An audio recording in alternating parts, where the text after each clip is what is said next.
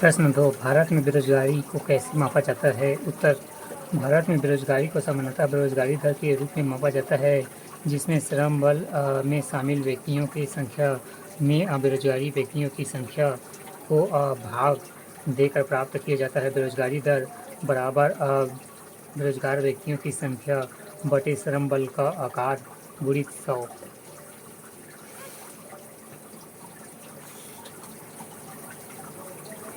प्रश्न 3, व्यय योग्य आय से आप क्या समझते हैं? उत्तर, करों का भुगतान करने बाद शेष बची हुई आय व्यय योग्य आय कहलाती है, जिसे DI से प्रदर्शित किया जाता है। व्यय योग्य आय DI बराबर PI प्रत्यक्ष कर, PI मतलब पर्सनल इनकम, या व्यय योग्य आय को व्यक्तिगत व्यय योग्य आय के नाम से भी जाना जाता है।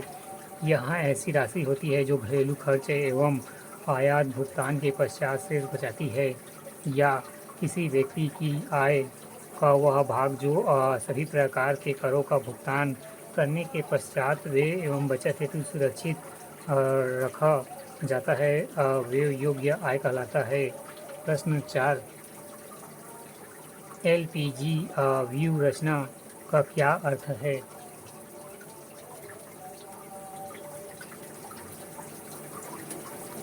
उत्तर, सन 1991 में प्रधानमंत्री नरसिम्हा राव एवं तत्कालीन वित्त मंत्री डॉक्टर मनमोहन सिंह ने भारतीय अर्थव्यवस्था में सुधार हेतु आर्थिक सुधार नीति 1991 के तहत उदारीकरण, निजीकरण तथा वैश्वीकरण की नीति अपनाई, जिसे LPG व्यू रचना के नाम से जाना जाता है।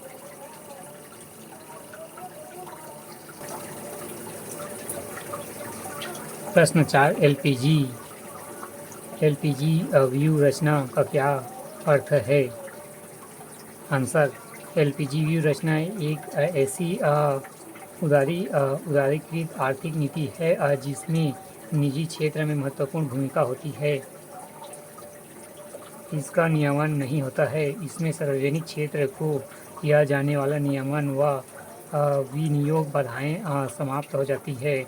विदेशी अप्रत्यक्ष विनियोग का भारत में आगमन बाधा रहित होता है। खंड 2 उत्तर की शब्द सीमा 60 अंक 4।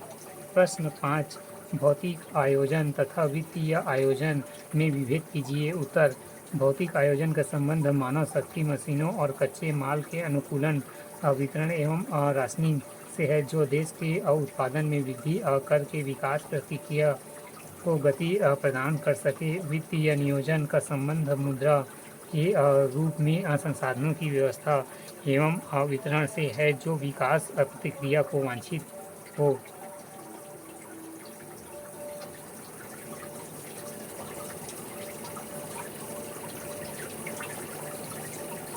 उत्तर, भौतिक आयोजन साधनों और मानव शक्ति, सामग्री और मशीनरी आदि के आवंटन की तकनीक के संदर्भ में होता है, अर्थात विकास का आधार समाज की बचत नहीं अपितु भौतिक साधनों तथा मानव शक्ति एवं सामग्री होती है। वही वित्तीय आयोजन तकनीक से संबंधित है, जिसमें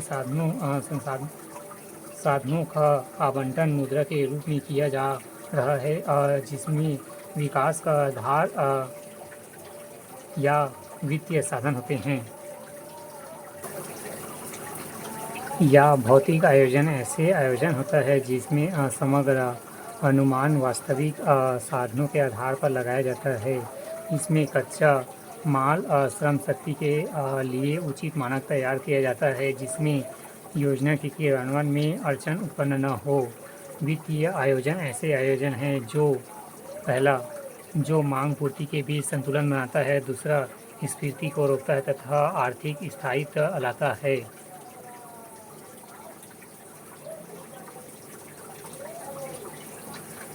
प्रश्न 6, सरकारी उद्योगों की विसफलता को निजीकरण के द्वारा सुलझाया जा सकता है। इस कथन पर अपना विचार व्यक्त कीजिए। उत्तर, जब सरकार सार्वजनिक संपत्तियों का विक्रय करती है तो उसे निजीकरण कहा जाता है। सार्वजनिक क्षेत्र का उपनिवेश ऋण सार्वजनिक इकाइयों को निजी क्षेत्र को विक्रय करना इसके अंतर्गत आता है, जिसका प्रमुख उद्देश्य है पहला उत्पादकता में वृद्धि करना एवं परिचालन क्षमता को बढ़ाना, दूसरा योग्य एवं कुशलता में वृद्धि करना आदि होता है। विभिन्न विचारक इस सरकारी नीति को राष्ट्र विरोधी मानते हैं, किंतु उपरोक्त निजीकरण कदमों के माध्यम से सरकारी उद्योगों की सफलता को दूर किया जा सकता है।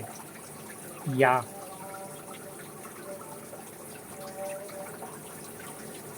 सरकारी वे उद्यम होते हैं जिसमें आधे से ज़्यादा अंश 51% सरकार के हाथ में होता है, और निजीकरण के माध्यम से इन उद्योगों की विलुप्तता को सुलझाया जा सकता है। पहला, निजीकरण के उत्पादन क्षमता में वृद्धि होगी, जिससे उद्योगों में विकास दर बढ़ेगा। दूसरा, निजीकरण से उद्योगों में उत्पादित उत्पादों का गुणांकन सुधार होगा। तीसरा, कर्मचारियों के दायित्व में वृद्धि होने से उद्योगों के आर्थिक क्षमताओं की